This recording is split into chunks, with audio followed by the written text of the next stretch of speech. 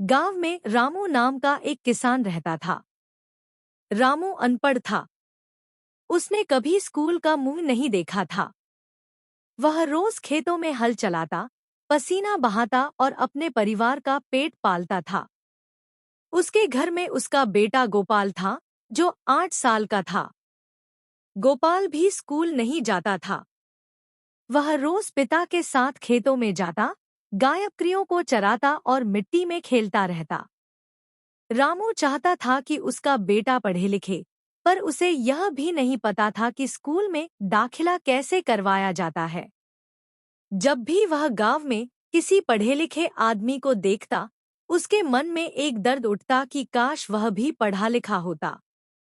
वह अपने बेटे को किताब और कलम पकड़े देखना चाहता था, पर गरीबी और अनपढ़ होने के कारण वह कुछ कर नहीं पाता। एक दिन गांव में एक नई अध्यापिका आई। उसका नाम राधिका था। उसने देखा कि गोपाल रोज खेत में घूमता रहता है।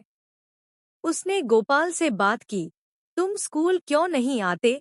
गोपाल ने सिर झुका लिया और कहा, हम गरीब हैं, स्कूल कैसे आए? उस दिन राधिका सीधे रामू से मिलने गई। रामू ने डरते डरते कहा, दीदी, हमें तो पढ़ना लिखना आता नहीं। मेरा बेटा कैसे पढ़ेगा?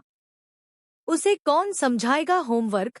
राधिका मुस्कुराई और बोली, आपका बेटा पढ़ने लगेगा तो धीरे धीरे वह खुद कर लेगा। आप बस उसे स्कूल भेज दीजिए। रामू ने सोचा, अगर मैं अनपढ़ रहकर इतनी मुश्किल से जी रहा हूँ, तो क्या मैं अपने बेटे को भी इसी अंधेरे में रखूं? अगले दिन उसने गोपाल को नहला धुलाकर गांव के मंदिर से भगवान की पूजा कराकर एक पुराने बैग में कॉपी पेंसिल डालकर स्कूल भेज दिया। गोपाल स्कूल जाने लगा।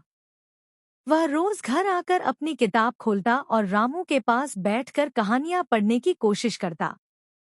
रामू को शब्द समझ में नहीं आते थे, पर वह बेटे की आवाज सुनकर खुश होता था।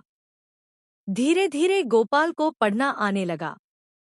अब वह अपने पिताजी को भी आ ई सिखाने लगा।